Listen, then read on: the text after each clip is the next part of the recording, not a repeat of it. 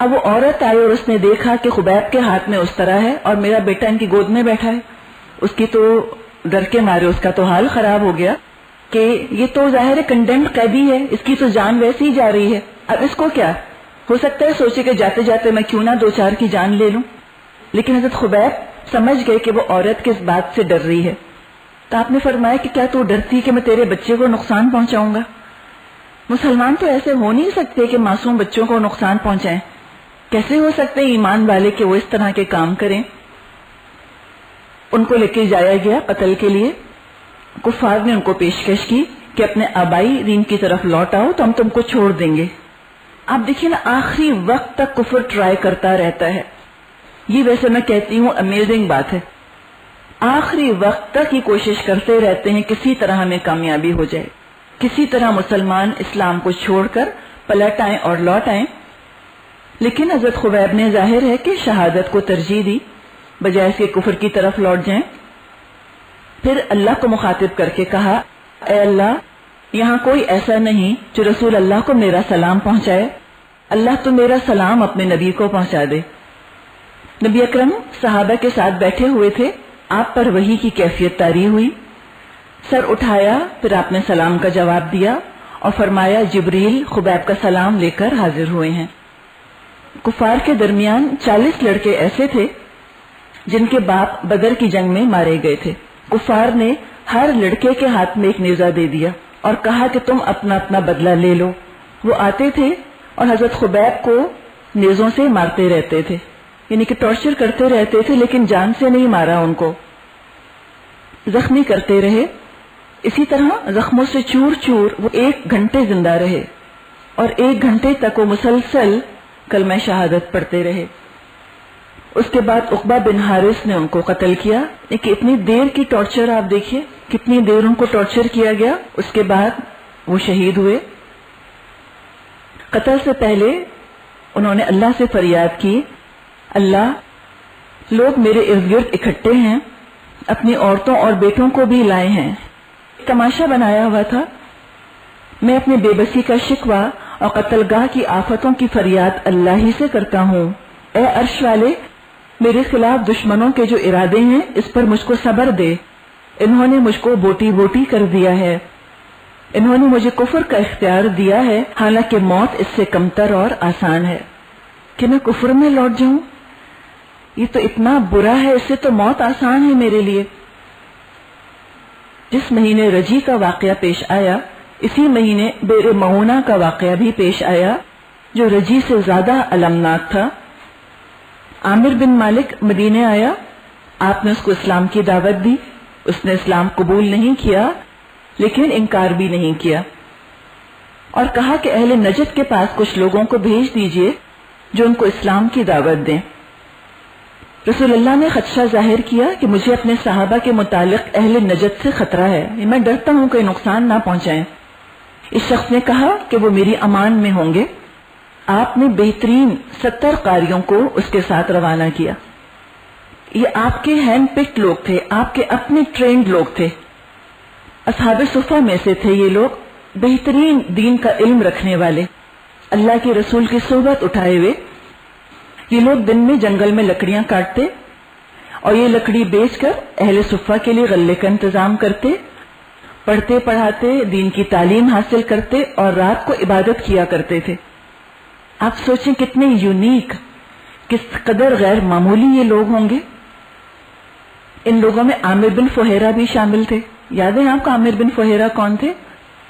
وہ جو حضرت ابو بکر کے غلام تھے، جو بکریاں چراتے ہوئے لے جاتے تھے غار حرا میں اور بکریاں پھر واپس لے کر آتے تھے. یہ وہ چرواہوں کو اللہ تعالیٰ نے کیا درجہ دے دیا اور سردار کیسے محروم چلے گئے.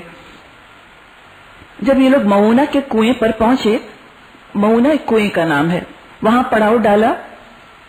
یہاں پر اسیہ، رکوان اور ریل، ان 3 قبیلوں کو عامر بن طفیل نے صحابہ پر حملہ کرنے کے لیے آمادہ کیا. انہوں نے آ کر صحابہ کا محاصرہ کر لیا، گھیر لیا. جواب میں انہوں نے لڑائی کی. حضرت انس رضی اللہ تعالیٰ عنہ کے ماموں بھی اس میں شامل تھے، حضرت حرام بن ملحان. ان کو پیچھے سے ایسا نیزہ لگا کہ جو ان کے آر پار ہو گیا.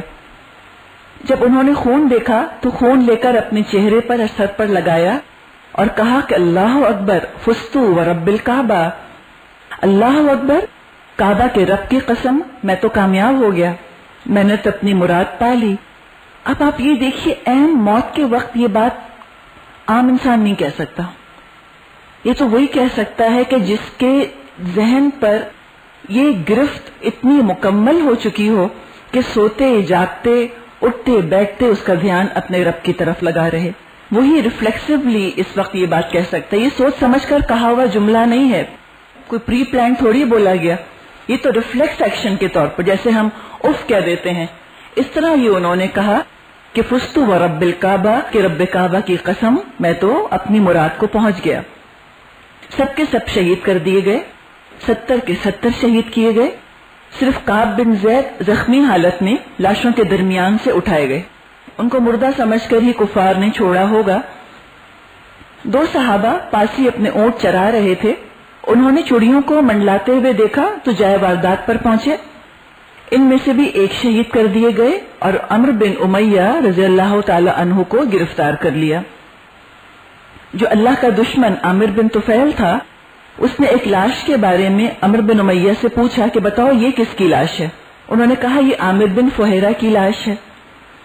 کہنے لگا جب یہ شخص قتل ہوا تو میں نے دیکھا کہ ان کی لاش آسمان کی طرف اٹھائی گئی، اور میں نے دیکھا کہ آسمان اور زمین کے بیچ میں معلق رکھی گئی، سسپینڈڈ رکھی گئی ہے۔ بعض روایات میں آتا ہے کہ ان کو اٹھا کر علیین میں ان کا مقام دکھایا گیا تھا، اور اس کے بعد پھر وہ لاش لا کر زمین پہ رکھ دی گئی۔ صحیح بخاری کی روایت ہے۔ علیین والا پورشن صحیح بخاری میں نہیں ہے، کچھ اور روایات میں آتا ہے، لیکن یہ والا حصہ کہ ان کی لاش اٹھائی گئی اور زمین آسمان کے درمیان معلق رہی، یہ صحیح بخاری کی روایت ہے۔ رجی اور معونہ کے واقعات چند دن کے فاصلے سے پیش آئے۔ بعض روایات میں یہ بھی آتا ہے کہ رجی اور معونہ دونوں کی خبریں اللہ کے رسول کو ایک ہی دن ملی۔ آپ سوچیے کیا غم آپ کو ہوا ہوگا۔ حضرت انس فرماتے ہیں رسول اللہ جس قدر بئر معونہ پر غمگین ہوئے، میں نے کسی اور پر آپ کو اتنا غمگین نہیں دیکھا۔ یہ 70 کے 70 آپ کی سالوں کی محنت تھے، انمول موتی تھے، جتنا بھی آپ کو دکھ ہوتا وہ کم تھا اس کے اوپر۔ نبی اکرم نے 30 دن تک فجر کی نماز میں ریل، زکوان اور اسیہ پر بددعا کی، یہاں تک کہ اللہ تعالیٰ نے شہداء کا پیغام نبی اکرم کو پہنچایا، اور وہ پیغام یہ تھا کہ شہداء نے جنت سے پیغام بھجوایا دنیا والوں کے لیے کہ ہماری قوم کو بتا دیجئے کہ ہم اپنے رب سے مل چکے اور وہ ہم سے راضی ہے اور ہم اس سے راضی ہیں۔ جب یہ پیغام آپ کو ملا، اس کے بعد آپ نے ان پر بددعا کرنی اور قنوت کہنا ترک کیا۔ احد کی جنگ کے بعد یہودیوں کی بھی شرارتیں پہلے سے بڑھ گئیں، جبکہ بدر کے بعد وہ ذرا سا دب گئے تھے۔ رجی اور معونہ کے حادثوں کے بعد اور زیادہ ان کی ہمت بڑھی، یہاں تک کہ انہوں نے نبی اکرم صلی اللہ علیہ وسلم کو قتل کرنے کا منصوبہ بنا لیا۔ آپ چند مقتولوں کی دیت کے سلسلے میں بات چیت کرنے کے لیے بنو نذیر کے علاقے میں تشریف لے گئے تھے۔ بلڈ منی کی کچھ نیگوسیشنز آپ کو کرنی تھی، تو آپ بنو نذیر کے محلے میں گئے اور وہاں جا کر ایک دیوار کے سائے میں آپ اور آپ کے ساتھی بیٹھ گئے۔ بنو نذیر نے آپ کو یہاں بٹھایا اور خود کسی کام سے روانہ ہو گئے وہاں سے۔ انہوں نے دراصل یہ چاہا تھا کہ جس دیوار کے سائے کے نیچے آپ بیٹھے ہیں وہاں اوپر چڑھ کر اور آپ پر ایک بھاری پتھر گرا دیا جائے تاکہ آپ کچل جائیں۔ اللہ تعالیٰ نے جبریل علیہ السلام کے ذریعے آپ کو وارننگ دے دی اور آپ تیزی سے اٹھ کر مدینے کی طرف چل دیے۔ آپ نے اس غداری پر بنو نذیر کو 10 دن کی مہلت دی کہ وہ مدینے سے نکل جائیں ورنہ ان کو قتل کر دیا جائے گا، اس لیے کہ یہ صریحاً جو معاہدہ کیا گیا تھا اس کے بالکل خلاف تھا، یہ سارا کام کر رہے تھے، اور اس طرح ٹریزن اور غداری کو تو کوئی بھی برداشت نہیں کرتا۔ تو ان کو یہ کہا گیا کہ تم لوگ 10 دن میں یہاں سے نکل جاؤ اور جو سامان اپنا تم لے جا سکتے ہو سامان لے کر چلے جاؤ۔ بنو نذیر کے لوگ اپنا ساز و سامان باندھنے لگے۔ عبداللہ بن ابی نے ان کو پیغام بھیجا کہ اپنی جگہ ڈٹے رہو۔ منافقوں کا تو یہی کام ہوتا ہے، ہمیشہ کفار کی طرف اور اسلام دشمن عناصر ہی کے ساتھ جڑے رہتے ہیں۔ عبداللہ بن ابی نے کہا کہ میرے پاس 200 جنگ کے قابل مرد ہیں، ہم تمہاری مدد کریں گے۔ بنو قریظہ اور بنو غطفان تمہارے حلیف ہیں، وہ بھی تمہاری مدد کو آئیں گے، اور اگر تم نکال ہی گئے تو ہم بھی تمہارے ساتھ نکلیں گے۔ یہ پیغام سن کر بنو نذیر اپنی جگہ جم گئے۔ ان کا جو سردار تھا خوئی بن اخطب، اس کو یقین تھا کہ واقعی منافق اس کی مدد کو آ جائیں گے، لہذا انہوں نے مسلمانوں کو پیغام بھجوا دیا کہ تم کو جو کرنا ہے تم کر لو، ہم تو یہاں سے نکلنے والے نہیں ہیں۔ نبی اکرم صلی اللہ علیہ وسلم کو جب ان کا یہ پیغام ملا تو مدینے کا انتظام آپ نے عبداللہ بن ام مکتوم رضی اللہ تعالیٰ عنہ کے حوالے کیا اور بنو نذیر کی طرف پیش قدمی کی۔ بنو نذیر قلعہ بند ہو کر بیٹھ گئے۔ ان کے اپنے قلعے، اپنی گڑیاں ہوا کرتی تھیں، اور وہاں سے انہوں نے تیر اور پتھر مسلمانوں پر برسانے شروع کرے۔ اچھا، مسلمانوں کے اور ان کے درمیان کچھ کھجوروں کے باغات تھے۔ اب وہ کھجوروں کے باغ ان کی ایڈوانٹیج کا کام دے رہے تھے، یعنی کہ یہودیوں کی۔ ان کو فائدہ ہو رہا تھا کہ وہ تو مسلمانوں پر حملہ کر بھی سکتے تھے اور مسلمانوں کو دیکھ سکتے تھے، لیکن مسلمانوں کے لیے مشکل ہو رہا تھا، وہ بنو نذیر کے خلاف ایکشن نہیں لے پا رہے تھے صحیح طریقے سے، اس لیے کہ بیچ میں کھجور کے باغات تھے۔ تو نبی اکرم صلی اللہ علیہ وسلم نے ان کھجوروں کے درختوں کو کاٹنے کا حکم دیا۔ بنو نذیر مدد کا انتظار کرتے رہے، لیکن بنو قریظہ الگ رہے۔ عبداللہ بن ابی نے وعدے کی خلاف ورزی کی، بنو غطفان بھی مدد کو نہ آئے۔ تو کچھ دن محاصرہ رکھنے کے بعد ان کا حوصلہ ٹوٹ گیا اور انہوں نے رسول اللہ کو پیغام بھجوایا کہ ہم مدینے سے نکلنے کو تیار ہیں۔ آپ نے فرمایا اسلحہ کے علاوہ جتنا ساز و سامان تم لے جا سکتے ہو لے جاؤ۔ اس پر انہوں نے اپنا سارا سامان 600 اونٹوں پر لادا، یہاں تک کہ اپنے گھروں کے دروازے اور کھڑکیاں تک اکھاڑ کر وہ لے گئے۔ مدینے سے نکل کر خوئی بن اخطب خیبر کی طرف جا کر بس گیا، اور یہودیوں کی ایک جماعت شام کی طرف، سریا کی طرف چلی گئی اور وہاں جا کر بس گئی۔ اس موقع پر سورہ حشر نازل ہوئی، اور اس صورتحال پر تبصرہ سورہ حشر میں موجود ہے۔ بنو نذیر کے باغات اور جو ان کی زمین مسلمانوں کے ہاتھ آئی، اس میں کوئی ایکٹیو جنگ تو نہیں ہوئی تھی، یعنی کہ باقاعدہ فوج کشی تو نہیں ہوئی تھی، بلکہ ایک محاصرہ ہوا تھا، اور محاصرے کے نتیجے میں بنو نذیر کے باغات اور زمینیں مسلمانوں کے ہاتھ آ گئے۔